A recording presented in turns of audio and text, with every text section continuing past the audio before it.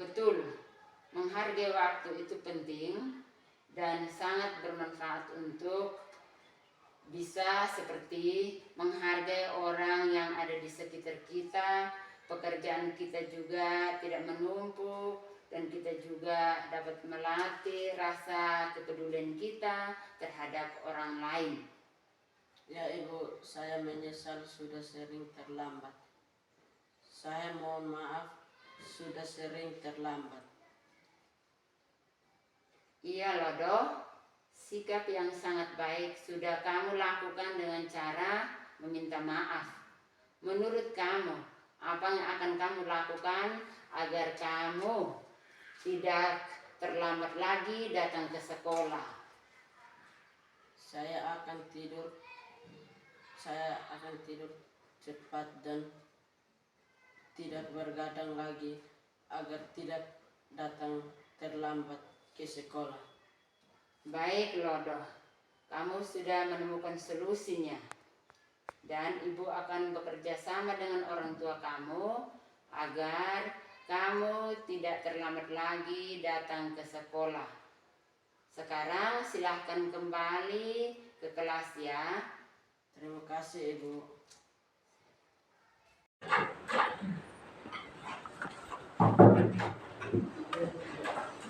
Baik, selamat siang untuk kita semua. Selamat siang. Yang saya hormati Bapak Kepala Sekolah SMP Negeri 1 Paitulung, yang saya hormati Wakil Kepala Sekolah SMP Negeri 1 Paitulung, dan yang saya hormati Bapak Ibu Guru SMP Negeri 1 Paitulung. Pertama-tama, mari kita panjatkan puji dan syukur kehadirat Tuhan Yang Maha Esa karena atas berkat dan bimbingannya pada siang hari ini kita berkumpul di tempat ini untuk mendengarkan atau penyampaian dari CGP Angkatan 9 SMP Negeri Paitulung atas nama Maria Markonotin. Oleh karena itu, sebelum kita lanjut pada kegiatan intinya, terlebih dahulu kita mengangkat hati dan batin kita untuk berdoa bersama. Waktu dan sepenuhnya saya persilahkan kepada Bapak Mundus untuk menghantar kita dalam doa siang ini. Waktu dan kesempatan saya persilahkan.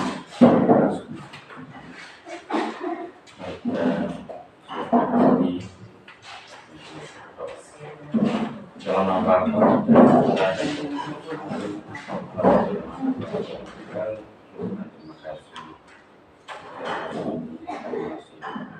bersama teman pertama berkat doa ini untuk melanjutkan kegiatan mereka. Dalam kegiatan ini juga akan banyak hal yang mereka angkat. Terkadang itu perhatian pikiran mereka sudah apa yang mereka laksanakan, apa yang mereka jalankan bermanfaat bagi kami terutama di sekolah ini ke depan. Tuhan berkati kami dan jauhkan segala godaan apapun yang mereka jalankan. Ini kami sampaikan kepadamu dan perasaan kami. Amin. Dalam nama Bapa dan Terima kasih kepada Bapak Mundus yang sudah menghantar kita dalam doa siang bersama ini. Pada tempat yang berikut, waktu dan sebelumnya saya persilakan kepada Bapak Kepala Sekolah untuk menyampaikan beberapa hal terkait dengan kegiatan hari ini, terutama budaya positif di sekolah kita ini. Oleh karena itu, waktu dan kesempatan saya persilahkan sekaligus membuka kegiatan ini dengan resmi. Waktu dan kesempatan saya persilahkan. Baik, terima kasih. Kita beri tepuk tangan dulu untuk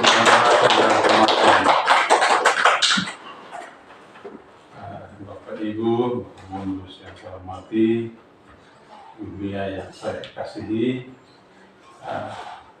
atas nama teman-teman keluarga besar SMP Negeri 1 Paitulung, menyampaikan profesiat karena yang pertama kita dan lembaga ini ada teman yang bisa mempunyai kesempatan mengikuti salam guru angkatan ke 9. Itu profesiat karena sekolah lain juga mengikuti tapi ada yang tidak lulus. Nah, terima kasih, ini adalah keuntungan bagi sekolah kita.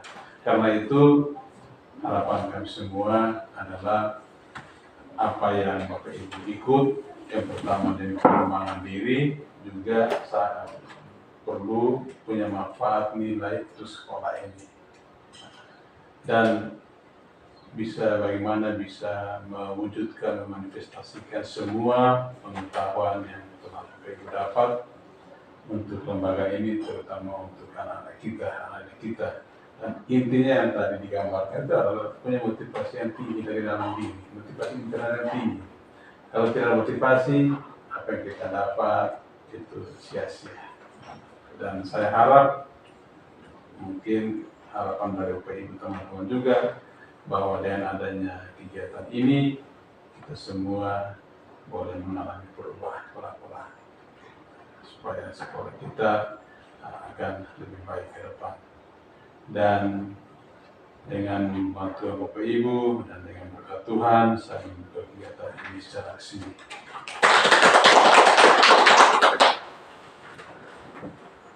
Baik, terima kasih kepada Bapak Kepala yang sudah memberikan sepatah dua kata terkait dengan budaya sekolah kita ini ke depan, sehingga kita bisa menjalankannya bersama-sama demi menyukseskan anak didik kita di sekolah ini. Dan pada kesempatan berikut kita akan mendengarkan atau penyampaian materi dari Ibu CGP Ibu Maria Magdalena Bolotin yang akan menyampaikan materinya tentang budaya positif. Dalam budaya positif itu ada beberapa yang kita akan ikuti yang akan disampaikan oleh Ibu Mia. Oleh karena itu, waktu seluas-luasnya kami memberikan kesempatan kepada Mama Mia untuk menyampaikan materi tersebut. Jadi baik. Selamat siang untuk kita semua. Selamat siang. Minta maaf karena kami harus menahan sampai dengan sudah siang seperti ini. Untuk bisa melenturkan otot kita, ada satu kalimat saja. Nanti saya bilang, Wetulu, SMP Negeri Wetulu, luar biasa, diulang selama 2 kali. Ya, SMP Negeri Wetulu, Luar biasa. SMP Negeri Wetulu, mana semangatnya?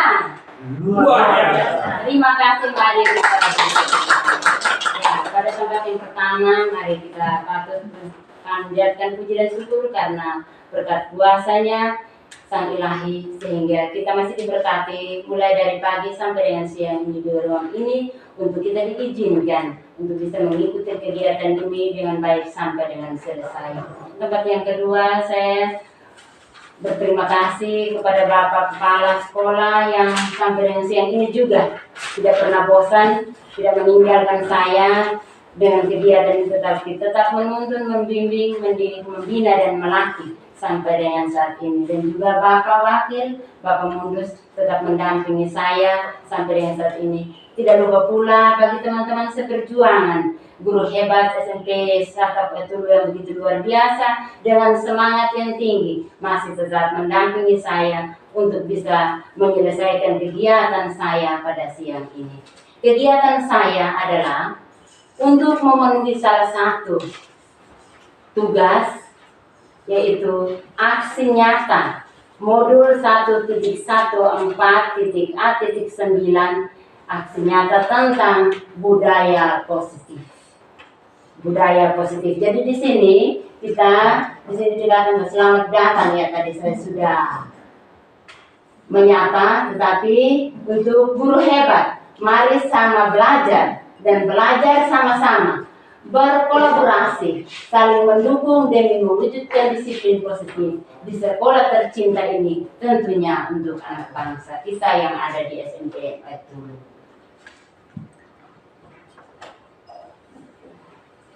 Konsep utama modul budaya positif.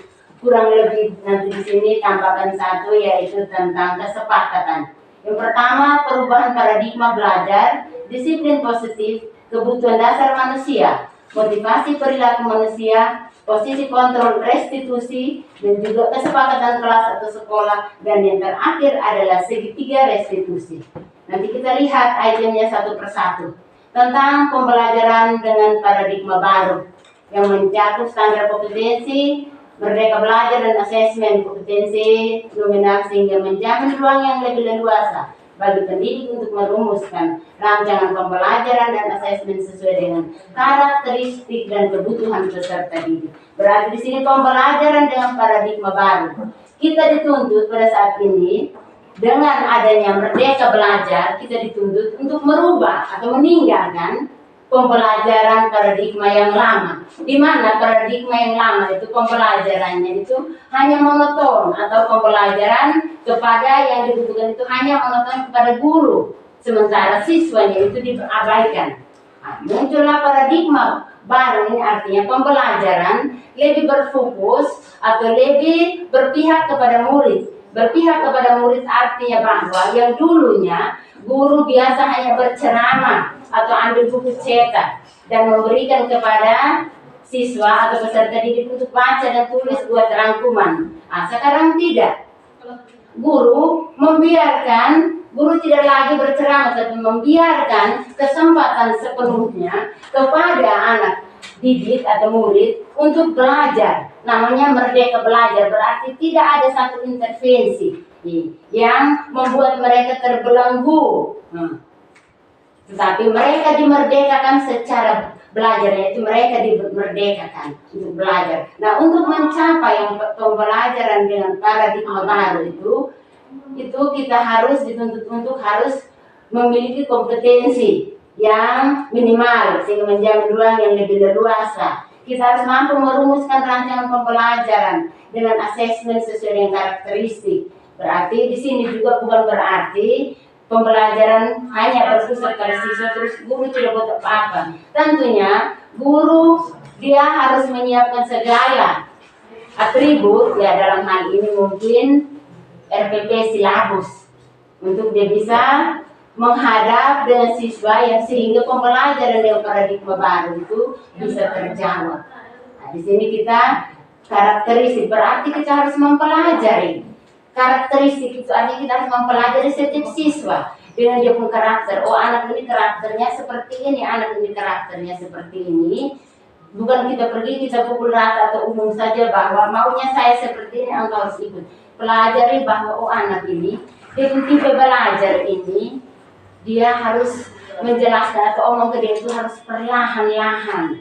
Nah, dia pembelajar ini harus 2-3 kali. Dia belajar tidak bisa disodorkan saja materi, tetapi dia butuh juga pendampingan.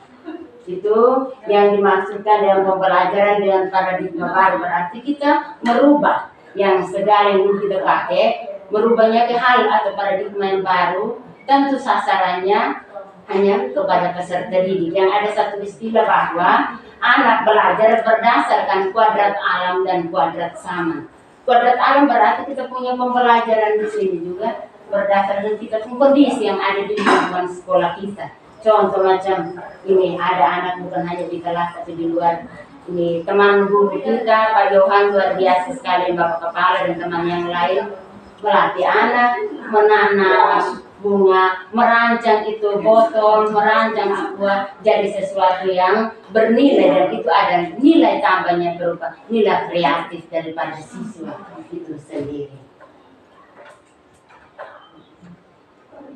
Kita masuk pada disiplin positif. Kenapa dia tidak hanya omong bilang disiplin, tetapi dia bilang disiplin positif. Nanti ada lagi disiplin positif, kita lihat lagi seperti apa.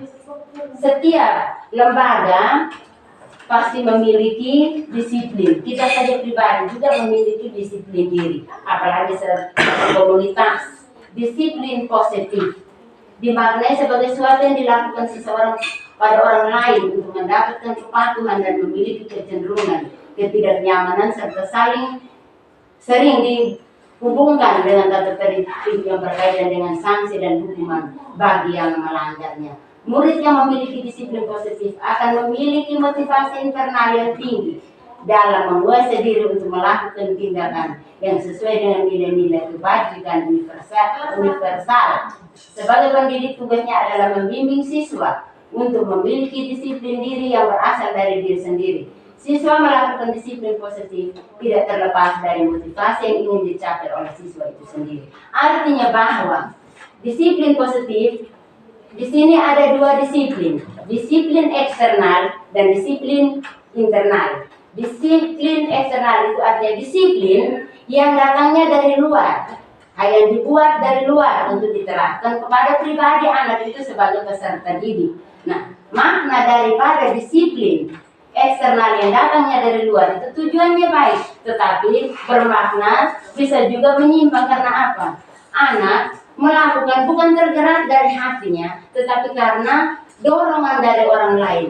Itu bisa berhasil, tetapi hasilnya tidak maksimal karena ada dorongan dari luar. Berbeda dengan disiplin positif internal. Itu artinya disiplin itu ada di dalam diri anak itu sendiri atau ada di dalam peserta didik anak itu sendiri, sehingga dia melahirkan keluar disiplin yang dia miliki di dalam dirinya, dan akan dari lahiran disiplin yang keluar dari dirinya akan menghasilkan sesuatu yang luar biasa dan tentunya bermanfaat yang pertama bagi dirinya dan bagi banyak orang atau bagi sesama. Dan tentunya apa yang dicita-citakan oleh anak itu juga bisa berhasil, itu disiplin dalam belajar. Kalau dia belajar, guru harus pegang, besok kerja tugas ya, dia kerja bisa juga karena kemauannya, keinginan tergerak dari hati. Bisa juga karena tadi dari guru. Kalau besok tidak kerja PR, saya kasih tahu batas sampai jam 12 saya terima itu tugas. Tidak ada berarti besok kau tidak sekolah lagi, atau nanti kau berlutut dan lain sebagainya. Dan ada rasa ketakutan di dalam diri anak, seperti satu hukuman. Tetapi ketika anak memiliki disiplin dalam dirinya, dia merasa bahwa tugasnya, kehadirannya di sekolah adalah untuk belajar. Berarti segala konsekuensi dengan aturannya itu harus dia sudah taati. Itu yang dimaksudkan dengan disiplin positif dalam dirinya. Nah, di sini ada lagi disiplin. Ada lagi yang namanya kebutuhan dasar manusia. Kita tahu bersama bahwa setiap manusia yang ada di muka bumi itu tidak terlepas yang namanya kebutuhan dasar. Di sini kebutuhan bertahan hidup, kebutuhan kasih sayang dan rasa diterima, kebutuhan pengakuan atas kemampuan, kebutuhan akan kebebasan, dan kebutuhan akan kesenangan. Ya, mungkin di sini kita sedikit menghidupkan suasana siang ini. Ya, mungkin teman-teman ada yang bisa berpendapat tentang apa itu kebutuhan. Apa itu kebutuhan dulu? Kebutuhan, itu berkebutuhan dasar. Baru kita lihat poin. Ya, silakan mungkin Bapak Yohan. Iya baik, terima kasih Bapak Yohan. Mungkin Bapak Fridus. Baik, terima kasih atas kesempatan diberikan. Sesuai apa yang disampaikan bahwa kebutuhan. Jadi kata kebutuhan di sini sesuatu yang kita perlukan dalam diri, atau sesuatu yang kita mau dapat, atau sesuatu yang kita mau miliki, itulah sebuah kebutuhan. Jadi apa yang saya mau berarti itu adalah kebutuhan saya, atau apa yang saya inginkan itu adalah kebutuhan saya. Mungkin itu yang pertama untuk kata kebutuhan. Nanti baru berkembang lanjut pada kebutuhan dasar dan kebutuhan manusia. Ya, mari kita beri aplaus dulu. Tadi sudah dijelaskan dan sangat jelas. Mungkin kita maju ke kebutuhan bertahan hidup, kebutuhan kasih sayang dan rasa diterima, sampai ke kebutuhan kesenangan. Siapa mungkin bisa berpendapat? Mari kita berkolaborasi. Ya, silakan Bu Rosi. Baik, terima kasih atas kesempatan yang diberikan dari saya untuk melihat ada 5 kebutuhannya yang kita lihat dari siswa tersendiri dan juga dengan guru. Yang pertama itu kebutuhan bertahan hidup. Jadi di sini siswa harus terpenuhi semua kebutuhan bertahan hidupnya seperti pakaiannya, sepatunya, kaos kakinya, terus seragamnya harus ada. Sehingga kalau dengan berseragam tidak membedakan antara siswa yang lain dengan siswa yang lain. Terus kebutuhan kasih sayang dan rasa diterima. Di sekolah mereka harus mendapatkan kasih sayang. Kalau perlu seperti di rumah. Guru itu kan juga orang tua atau orang tua siswa di sekolah. Jadi kalau bisa guru memberikan kasih sayang yang sama dengan apa yang mereka terima di rumah. Terus ketiga, kebutuhan pengakuan atas kemampuan. Ini sering kita lakukan juga. Misalnya pada kesempatan dalam mengajar ada siswa yang menjawab pertanyaan dengan benar, kita memberikan apresiasi terhadap mereka dengan bertepuk tangan. Ayo tepuk tangan untuk teman yang jawabnya benar. Terus ada yang siswa jawab benar, kita bilang very good. Kalau bahasa Inggris very good, excellent, itu yang kita berikan apresiasi atau membuat mereka termotivasi. Terus keempat, kebutuhan akan kebebasan. Di sekolah, siswa seharusnya bebas melakukan apapun. Mereka tidak dikekang untuk melakukan apapun yang mereka ingin melakukan. Terus yang kelima, kebutuhan akan kesenangan. Jadi di sekolah juga merupakan taman bermain siswa, menurut saya, kesenangan. Jadi mereka harus gembira setiap saat mereka berada di sekolah. Itu saja dari saya. Terima kasih. Mari kita beri apresiasi. Ya, jadi kebutuhan bertahan hidup, kebutuhan kasih sayang dan rasa diterima, pengakuan atas kemampuan, kebutuhan akan kebebasan dan kesenangan itu sudah dijawab dengan sangat mendetail dan itu adalah kebenarannya dan itu harus kita jalankan. Kebutuhan kebebasan namanya juga belum merdeka belajar. Jadi anak diberikan kemerdekaan dalam pembelajaran di lingkungan sekolah. Ketika dia di sekolah ya kita harus berlakukan seperti itu karena anak belajar dengan kesenangan berarti membuahkan hasilnya juga pasti gemilang.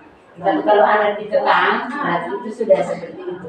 Jadi baik, terima kasih untuk Ibu Rosi. Kita beranjak melihat tentang motivasi perilaku manusia.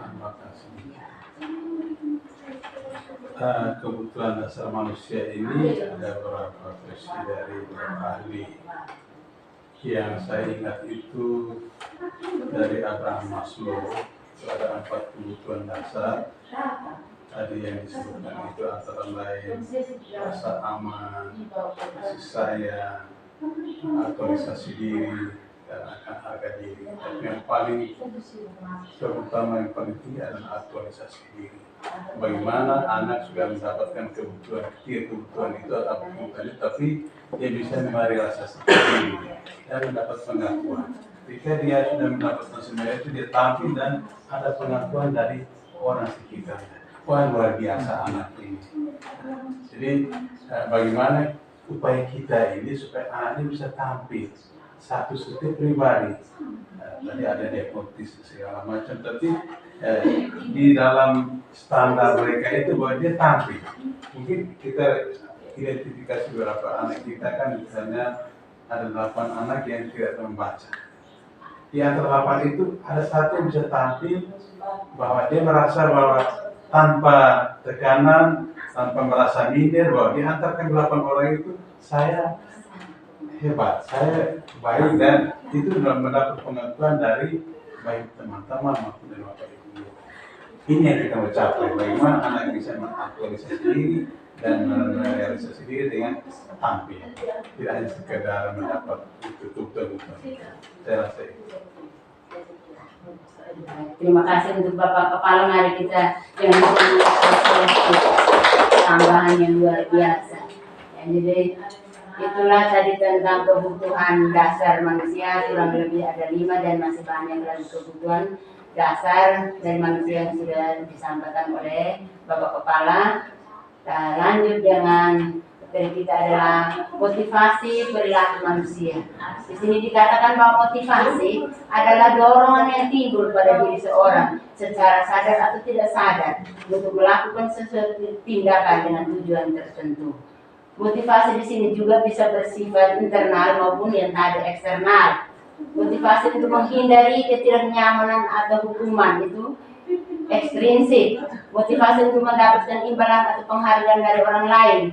Motivasi untuk menjadi orang yang mereka inginkan dan menghargai diri sendiri dengan nilai-nilai yang mereka percaya. Ini maksudnya bahwa motivasi tadi dikatakan bahwa ada dorongan yang timbul dari diri orang secara sadar maupun tidak sadar. Motivasi itu. Nah, di sini motivasi untuk menghindari ketidaknyamanan atau hukuman. Contoh yang paling sederhana untuk poin 1, untuk menghindari ketidaknyamanan atau hukuman itu. Contoh macam di sekolah, anak kita guru berikan tugas PR. Karena sebelumnya mungkin ada kesepakatan kelas lagi, tambahan bahwa setiap pembelajaran yang terjadi di dalam kelas itu, siswa artinya semua diharapkan untuk bisa berkomunikasi, memberikan pendapat. Ketika ada satu anak yang teman-temannya di mana dengan antusias yang tinggi, mereka menyelesaikan tugas, mungkin ada tes kecil, post-tes, langsung disampaikan terus, atau ada presentasi, mereka maju terus, ada satu yang dia tertinggal terus ada satu temannya, bangun sudah, kali ini kau jadi moderator ya, atau kau jadi pemateri. Dia tidak mau. Terus kau tidak malu kan? Teman-teman semua ada lihat ini. Karena motivasi dari temannya itu, maka dia juga mau, dorongan itu dia mau untuk dia bangun dan dia melakukan kegiatan tadi, mungkin ambil peran sebagai ambil sebagai pemateri ataupun moderator. Nah, itu tadi dorongan dari teman, berarti itu motivasi memang ada, tetapi dari luar. Begitupun yang mendapatkan imbalan. Oh, saya harus belajar tekun karena kalau kita dapat juara itu ya toh sekolah kita memberikan penghargaan. Oh, kalau juara 1 itu dapat apa? Oh, saya mau. Tetapi untuk diri tidak. Yang dilihat adalah motivasi dari luar yang dimana berupa penghargaan itu dari sekolah. Yang berikut untuk menjadi orang yang mereka inginkan dan menghargai diri sendiri. Itu adalah dia mau ada motivasi dari luar, mau ada penghargaan dari luar atau tidak, dia tetap melakukan yang terbaik untuk dirinya karena itu merupakan kesadaran yang datang dari dirinya. Dan kita percaya bahwa motivasi yang biasa dari dirinya itu tidak biasa, orang bilang apa? Hasil tidak mengkhianati.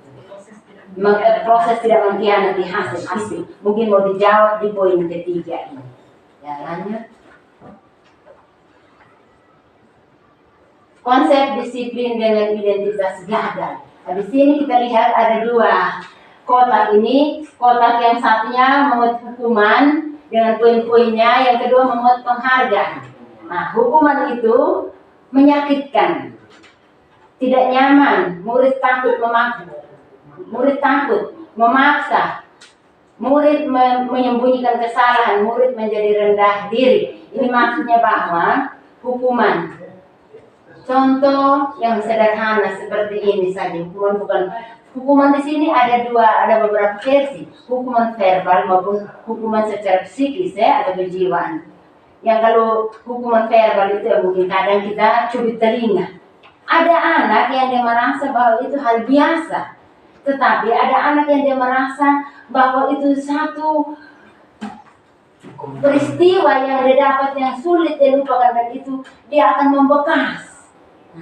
Dan kalau ada anak lain dia merasa oh cubit itu hal biasa. Nah, ada lagi yang cuma dengan kata-kata dia akan terganggu. Sini marah sekali kau bodoh. Nah, yang lain itu dia tidak terlalu merespon tapi ada peserta didik yang lain langsung menyatu ke dalam bahwa dia merasa bahwa saya seperti apa, dan itu akan membekas.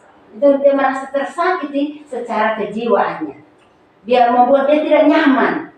Terus dia takut tadi, murid takut. Saya mau buat ini, saya mau jawab. Tapi kalau sejak salah bagaimana? Nanti guru panggil saya, atau saya mau buat tapi nanti sebentar ketahuan saya seperti apa. Padahal dia bisa. Terus murid menyembunyikan kesalahan yang tadi. Guru panggil, mari. Tadi kau ada jalan di sana, kau kemarin bolos toh? Saya ketemu tidak. saya tidak bolos, saya ada izin. Padahal kenyataannya dia bolos. Tapi karena kalau bilang bolos berarti kena sanksi hukuman tadi. Murid menjadi rendah diri. Apa-apa dia biar bisa pun dia, kamu saja saya tidak bisa. Saya tidak. Itu kan satu hukuman secara kejiwaan atau psikis. Penghargaan itu tidak efektif, merusak hubungan, sifat iri itu. Macam penghargaan, merusak hubungan atau iri. Dia lihat di sana sakit hati dia, orang lain yang kerja dia yang tersakiti, mematikan kreativitas, menghukum sistem ranking,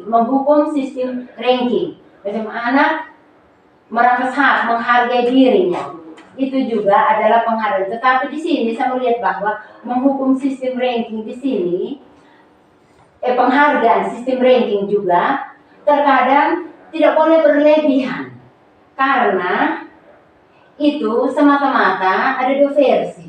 Ada yang betul-betul menghargai dan dia mendapatkan ranking itu, macam sekolah kita.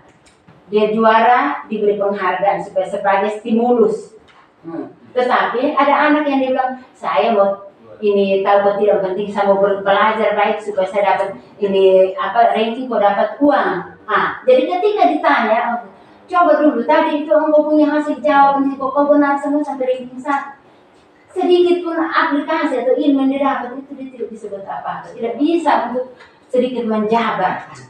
Jadi boleh ranking, tapi diberi juga harus jangan terlalu merampas hak, menghargai dirinya.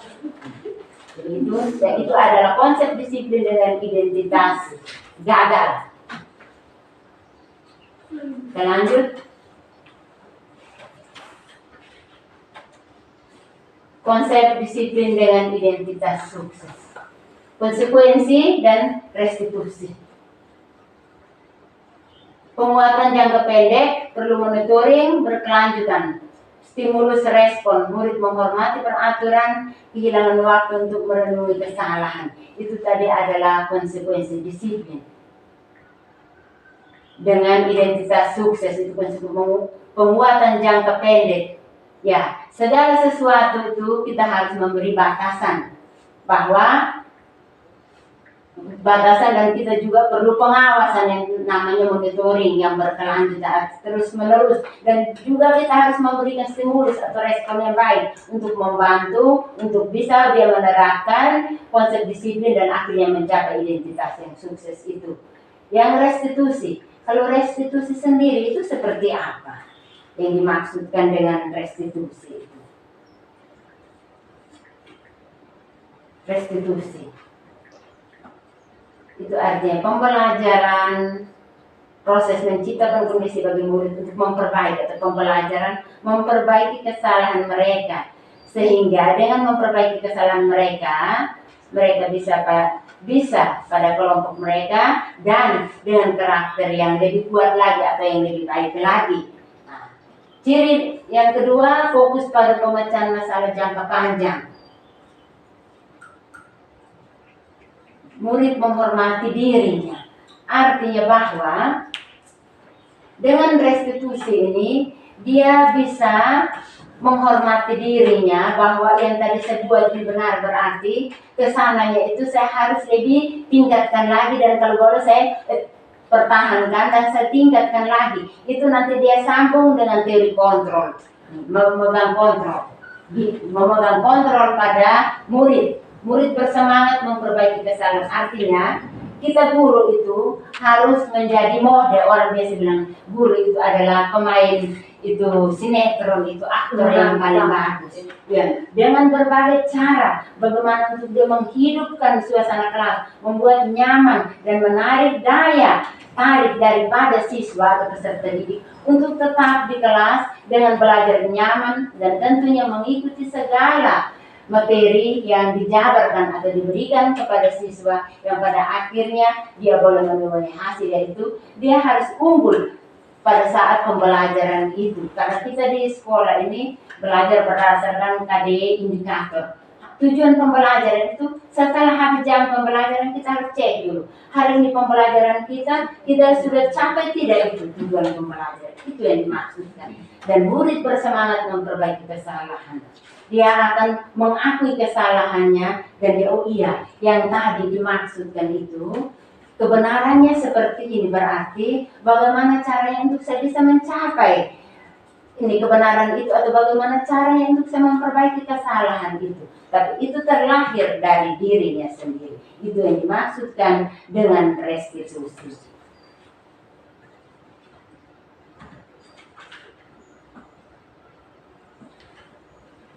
Ya, ciri daripada restitusi itu bukan menebus kesalahan, namun belajar dari kesalahan.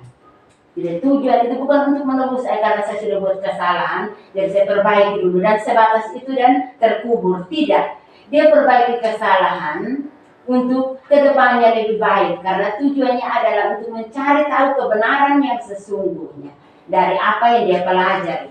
Memperbaiki hubungan, berarti yang tadi hubungan dengan guru, hubungan dengan teman, hubungan dengan orang tua, atau siapa saja. Dia harus memperbaiki hubungan itu, terutama dengan teman tadi.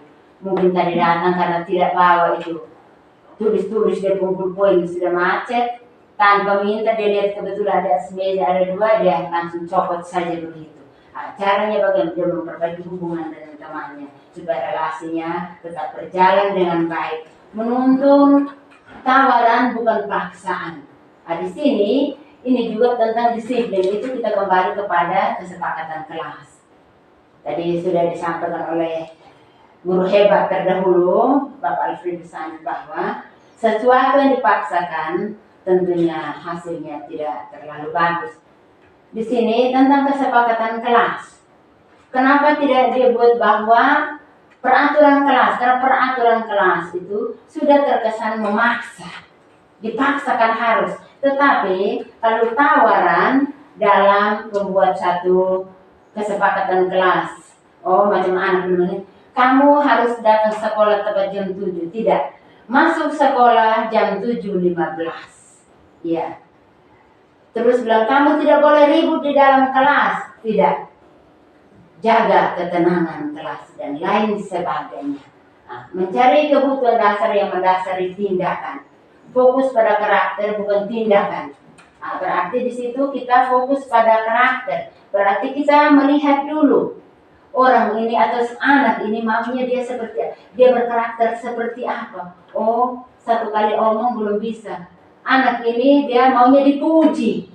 Maka padahal dia bisa, tapi dia menunggu dulu guru harus memberikan satu stimulus. Puji dia dulu. Oh ya, bagus Anton, silahkan ini masuk, ini maju ke papa untuk selesaikan tugas ini, bagian kamu ya. Ya kamu pasti bisa, kamu hebat. Ya, terus fokus pada bukan pada tindakan, bukan pada tindakan, dan menguatkan dan fokus pada solusi. Berarti kita kebanyakan kalau sudah ada masalah itu kita biasanya tidak mau cari solusi. Lepas sudah begitu, kenapa kau ini datang terlambat? Kenapa kau tidak pakai seragam? Kenapa kau begini? Kita harus dekati dulu. Kau tahu hari ini hari apa? Macam hari Senin. Dia sudah pakai pramuka. Kau tahu hari ini hari apa? Hari Senin. Ada kan kesepakatan kelas atau kesepakatan sekolah? Oh, hari Senin harus seragamnya putih biru. Oh iya, kenapa kau pakai ini? Ya, itu yang dimaksudkan dengan fokus dan mencari kerja solusi. Nanti kedepannya hari Senin berikut nanti harus pakai baju putih biru dan lain sebagainya.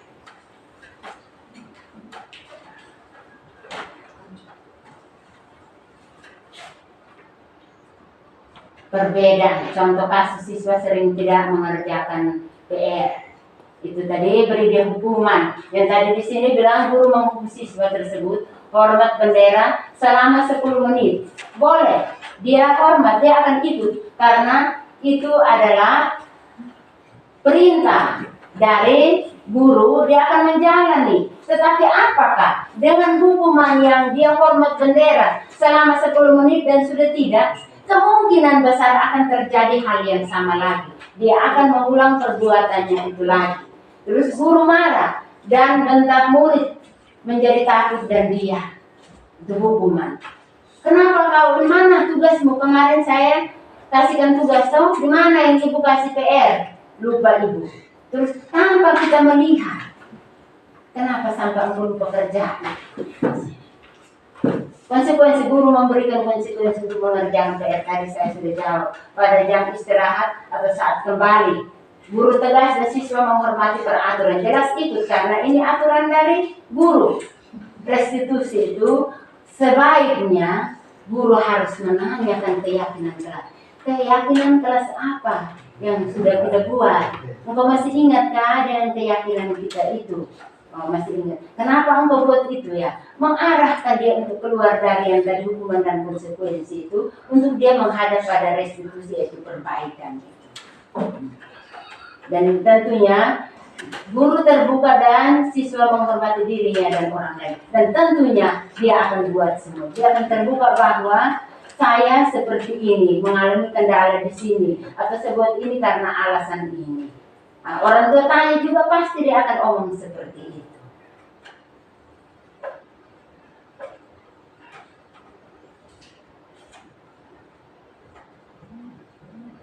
Lima posisi kontrol restitusi. Penghukum, pembuat terasa bersalah, pemantau, manajer, dan teman.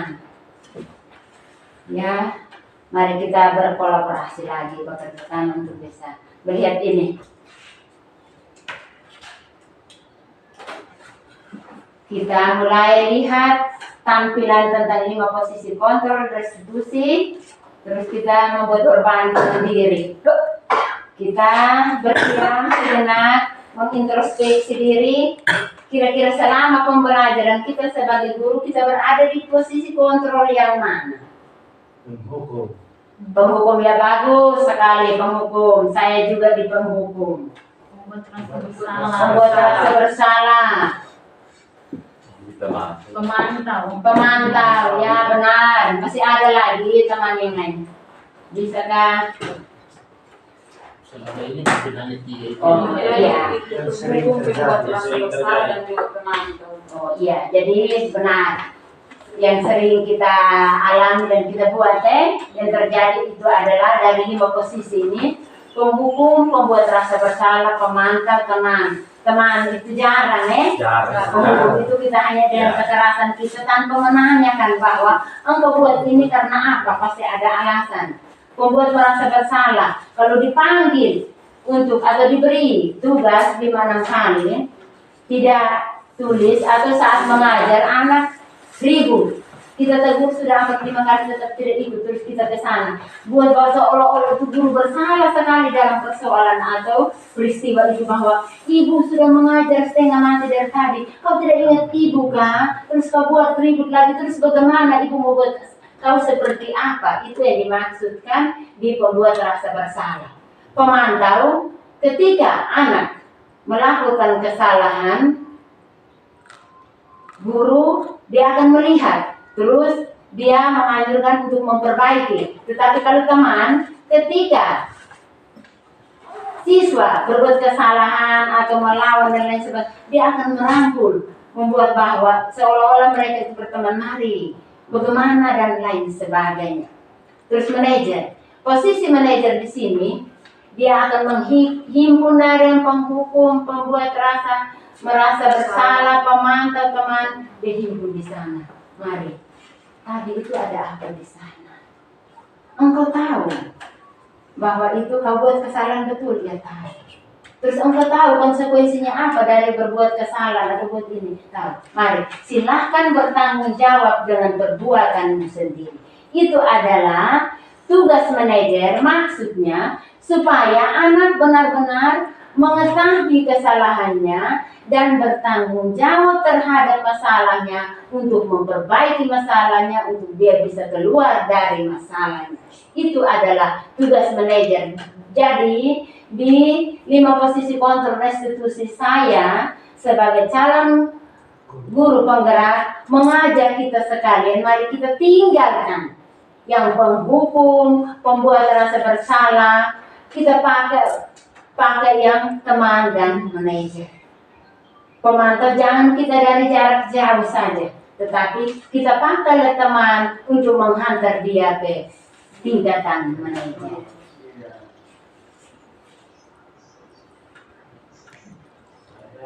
Ya. Penghukum itu patuh aturan tadi sudah dijelaskan ya, lalu berdiri di depan barisan, pembuat rasa bersalah. Barangkali Pak Guru harus berhak memberi perintah kamu. Pak Guru kecewa sama kamu itu macam tadi Ibu sudah sampaikan. Ayolah tertib buat Pak Guru bangga. Kali ini tidak apa-apa kamu salah. Nah, itu teman. Dan ini kamu sudah melanggar peraturan dan konsekuensinya. Nah, manajer, apa kamu tahu kesalahan kamu? Kira-kira bagaimana kamu akan memperbaiki kesalahan kamu? Itu tadi sudah dijelaskan.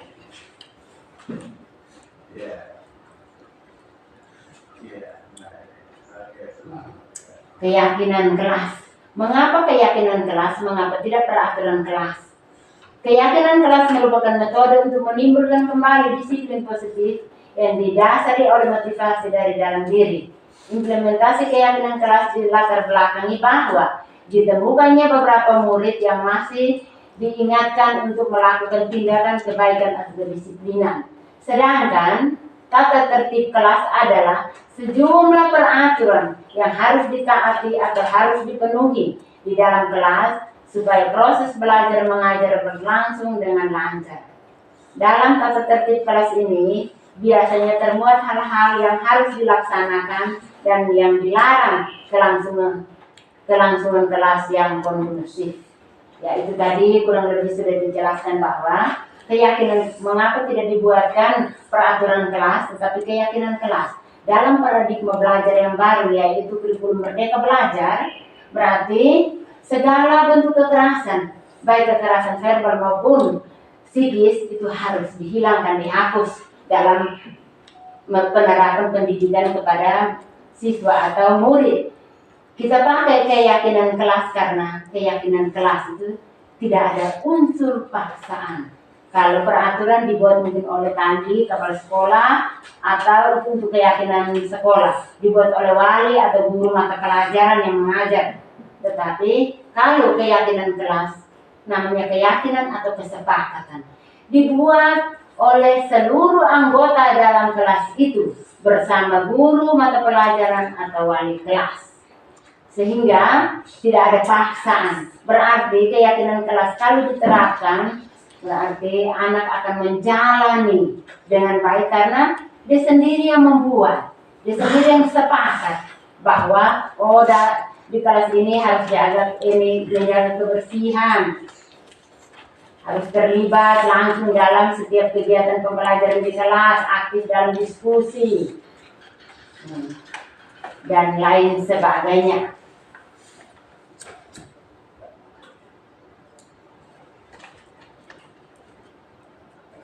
Bagaimana pembentukan keyakinan kelas lebih abstrak dari peraturan, itu artinya dia lebih nyata tampilannya, itu ada sedikit saja agar mudah diingat, dia disimpel, dia aturan tidak terlalu panjang sampai satu kertas besar itu. Terus dia bahasanya juga sederhana, berupa pernyataan universal yang umum sesuai dengan kondisi kelas dan sekolah agar mudah diterapkan. Ya, yang simpel. Semua warga kelas atau sekolah dilibatkan saat membuat keyakinan kelas. Jadi dibuatkan dalam bentuk positif. Ya tentu berangkat dari pemikiran yang positif sehingga menghasilkan satu karya yang positif. Jadi keyakinan kelas mungkin di sini ada beberapa kelas yang sudah ada itu.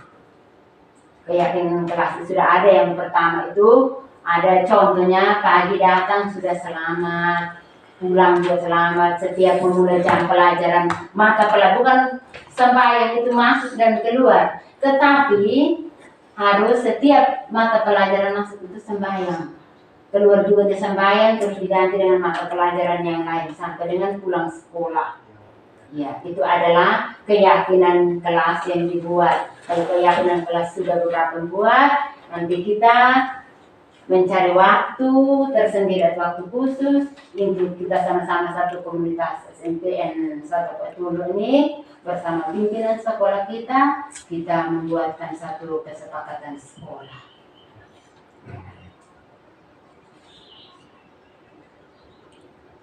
Segitiga restitusi, segitiga berarti ada mengerti bagian item itu menstabilkan identitas, kita semua akan melakukan hal yang terbaik yang bisa kita lakukan. Validasi tindakan yang salah dan menanyakan keyakinan ini dia sama dengan yang tadi keyakinan kelas bahwa menstabilkan identitas, bahwa manusia ini saya menjelaskan yang menstabilkan identitas, yang kalimat kita semua akan melakukan hal terbaik yang bisa kita lakukan. Itu artinya bahwa manusia tidak terlepas dari kesalahan. Setiap manusia yang ada di dunia ini pasti pernah melakukan kesalahan. Tetapi kesalahan itu caranya bagaimana untuk kita keluar dari situ, yaitu validasi tindakan yang salah. Manusia yang tadi, setiap manusia yang tidak pernah luput dari kesalahan, atau setiap manusia pasti pernah melakukan kesalahan. Tetapi setiap manusia yang melakukan kesalahan itu pasti ada alasannya. Mengapa engkau melakukan kesalahan itu? Terus dia mengakui kesalahan, kita menanyakan keyakinan ini pada siswa. Contoh, dia melakukan kesalahan. Kemarin itu ada di kelas, saya kasih mid semester minggu lalu, terus bangun yang tadi bermasalah, Nona itu namanya siapa tadi? Yang dengan laki-laki di gunting rambut. Iya, Novi. Dia bangun, langsung berdua itu, ini siapa itu mau aku pukul. Nah, terus kenapa itu? Ibu, saya tidak ini, kenapa nyontek? Saya tidak, saya panggil dia ke dalam, ke ruangan. Tadi itu kenapa itu baku pukul? Karena dia nyontek sebelum hasil pekerjaan ulangan. Nyontek apa? Ini mid semester itu. Kenapa sampai kau bersikeras sampai mejanya saja kau mau banting itu? Loh, dia enak saja ibu, saya boleh berpikir setengah mati, dia mau enak-enak mau tulis ibu sebulan. Jadi saya bilang sadar tidak, karena oh berarti kau buat itu tindakan tadi mau baku pukul itu sampai obrak abis meja itu, kau punya alasan. Iya ibu, karena dia nyontek. Nah, kau sadar tidak dengan yang kau punya alasan yang tadi kau banting meja dan kursi? Saya sadar ibu. Nah, terus kau mau memperbaiki kesalahan tidak? Memperbaiki kesalahan. Kau salahnya itu di apa? Saya tidak menghargai teman tadi. Termasuk guru di dalam ibu juga saya tidak hargai, kan saya banting meja toh. Saya buat satu statement di kelas, macam frontal begitu. Jadi kamu buat apa? Ini keyakinan kelas apa yang sudah buat ibu? Ini menghargai teman. Oh, bisa? Kau bisa buat itu? Saya bisa buat. Dan itu adalah mengenai keyakinan itu. Motivasi yang harus terlahir dari diri anak, bahwa dia benar-benar mau berubah. Bukan karena saya panggil baru dia mau berubah, tidak. Menghargai teman itu harus dari diri. Atau menghargai orang lain itu harus dari diri. Sehingga penghargaan itu sempurna.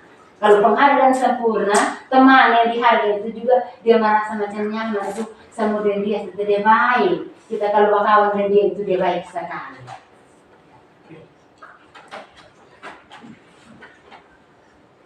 Nah, di sini dari aplikasi itu saya ada sedikit video pendeknya.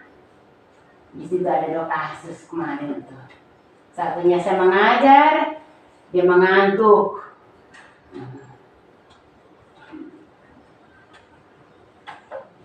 Kalau itu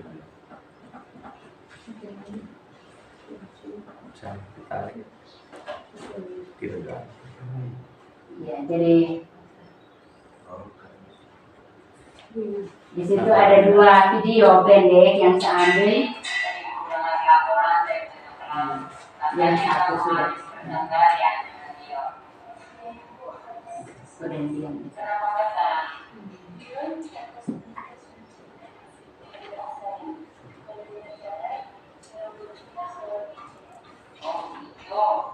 Wajarlah kalau kamu ada di sana. Jika ibu ada di posisi kamu, ibu pasti berbuat hal yang sama. Lalu apa yang kamu lakukan terhadap dia?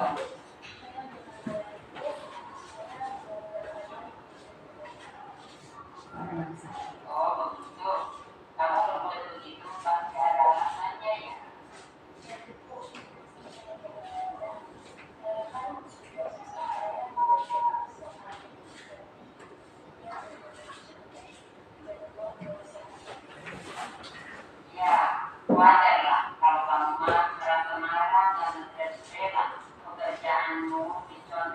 saja oleh dia.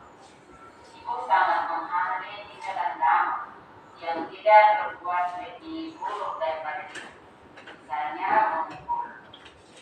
Sekarang coba kita pikirkan jika dan Dama marah sampai memukul Dinda. Apakah sesuai dengan keyakinan kelas kita? Menurut kamu, keyakinan kelas apa yang sudah dilanggar? Ya, betul.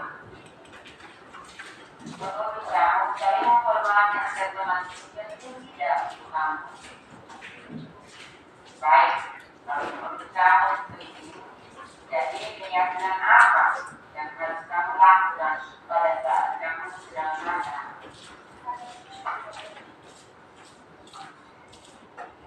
Kamu bersedia memperbaiki masalah ini? Apa yang akan kamu lakukan untuk memperbaiki masalah ini?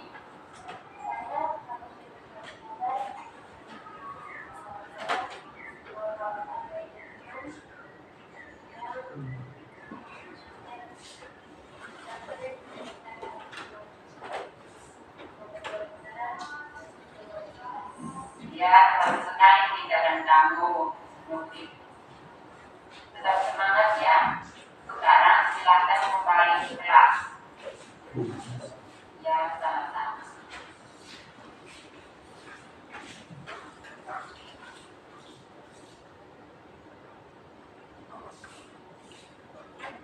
Betul, menghargai waktu itu penting dan sangat bermanfaat untuk bisa seperti menghargai orang yang ada di sekitar kita, pekerjaan kita juga dan kita juga dapat melatih rasa kepedulian kita terhadap orang lain. Yaitu saya bisa saya mohon maaf sudah sering terlambat. Iya loh, sikap yang sangat baik sudah kamu lakukan dengan cara minta maaf. Menurut kamu, apa yang akan kamu lakukan agar kamu tidak terlambat lagi datang ke sekolah? Saya akan cepatkan tidak berdatang lagi agar tidak datang terlambat di sekolah. Baiklah, aku sudah menemukan solusinya dan akan bekerja sama dengan kamu agar kamu tidak terlambat lagi datang ke sekolah. Sekarang silakan kembali ke kelasnya. Terima kasih, Bu. Betul, menghargai waktu itu penting dan sangat bermanfaat untuk bisa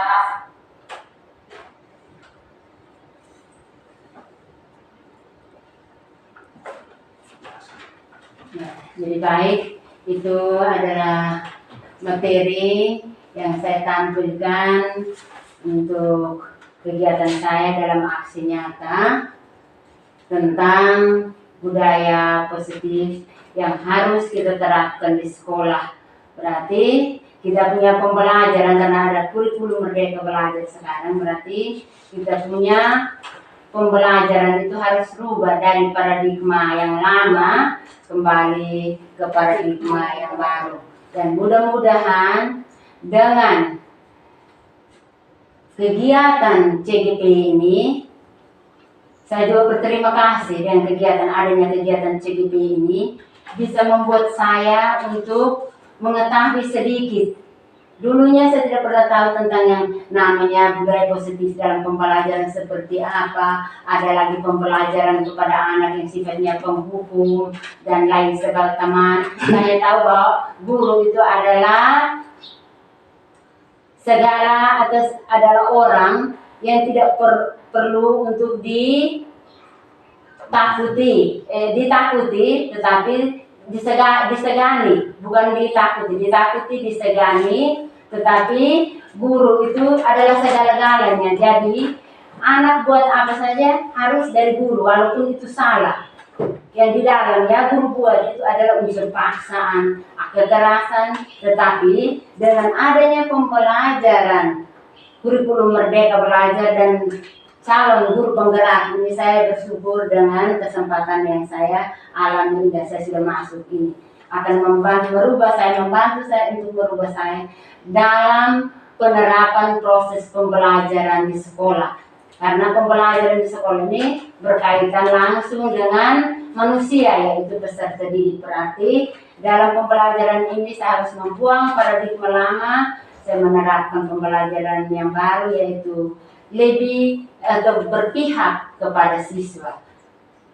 Berarti saya harus memperhatikan kebutuhan-kebutuhan dari siswa itu seperti apa. Yang dulunya saya mengajar hanya ceramah dan lain akademik, tidak. Sekarang memberikan keluasan kebebasan kepada peserta didik.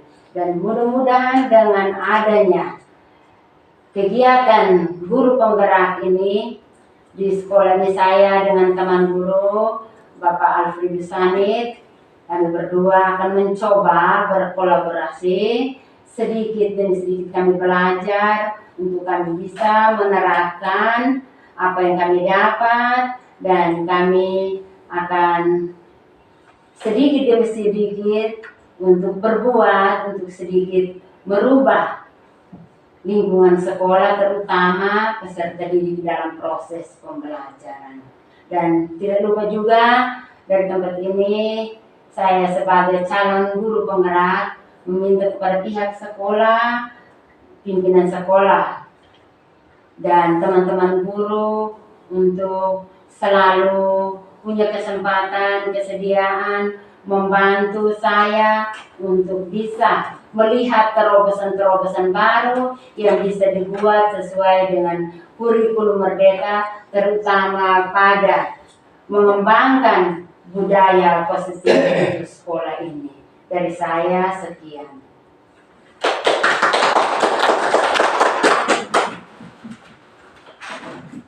Baik, terima kasih kepada Ibu Maria Magdalena Kontin, CGP Angkatan 9, yang sudah menyampaikan materi tentang budaya positif. Dalam budaya positif itu nanti kita belajar ada beberapa poin terkait dengan perubahan paradigma belajar. Sudah itu disiplin positif, kebutuhan dasar manusia, motivasi perilaku manusia, posisi kontrol, restitusi, dan keyakinan kelas, serta segitiga restitusi.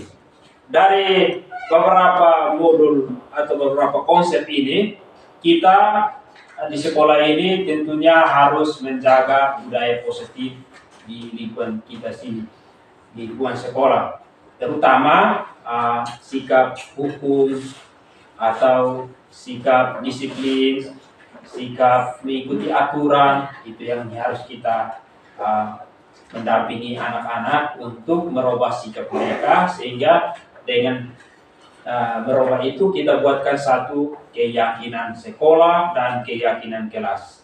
Oleh karena itu dari CGP Maria Magdalena Kontin mengajak kita semua untuk berkolaborasi, bekerja sama dalam membangun sekolah kita ke depan. Membangun sekolah kita ke depan jangan melihat kepada siapa-siapa, tapi kita melihat pada diri kita masing-masing, apa yang saya mau buat, apa yang saya mau lakukan kepada anak, kepada sesama sejawat guru, dan kepada orang lain. Itu yang kita mau tanamkan di dalam lingkungan sekolah kita ini. Mari kita bekerja sama, mungkin apa yang selama ini belum terlaksana dengan baik, dan semuanya ini sudah berjalan, hanya belum semaksimal mungkin. Maka bantuan teman-teman, mari kita saling berjabatan tangan atau bergandengan tangan untuk melanjutkan kegiatan ini ke depan, terutama sekolah tercinta kita ini. Sebelum kita menutup kegiatan ini, mari kita tutup dengan doa bersama.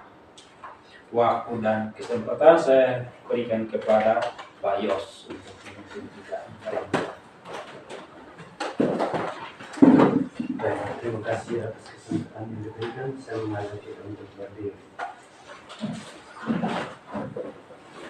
Marilah kita berdoa atas nama Bapa, dalam nama Putra dan Roh Kudus. Amin. Allah Tritunggal Maha Kudus, Bapa, Putra, dan Roh Kudus. Kini kami anak-anakmu, khususnya kami tenaga guru, tenaga pendidik, kami datang ke hadapanmu dan mohon berkatmu.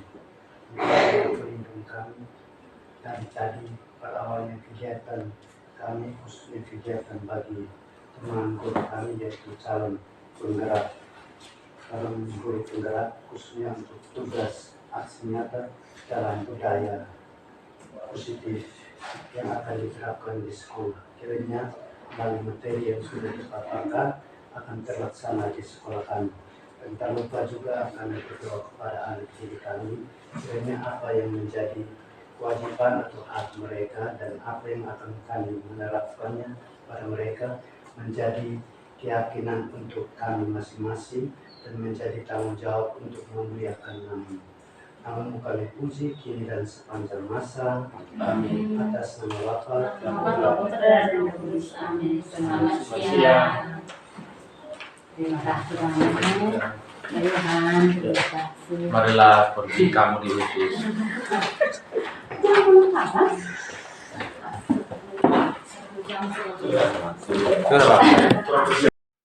Baik, selamat siang untuk kita semua. Perkenalkan, nama saya Ibu Rosi dari SMP Negeri Waitulu. Tanggapan saya mengenai materi modul budaya positif yang sudah diterapkan oleh teman sejawat saya, Ibu Maria Tein, selaku guru penggerak, sangatlah positif. Dari budaya positif yang diberikan sangat berguna bagi kami selaku guru-guru maupun siswa-siswi di SMP Negeri Waitulu. Harapan saya ke depannya, semoga budaya positif yang sudah diterapkan dapat terus berjalan guna meningkatkan pendidikan di SMP Negeri Waitulu. Harapan saya juga, semoga Ibu Mia selalu sukses dalam mengemban karirnya sebagai calon guru penggerak. Terima kasih.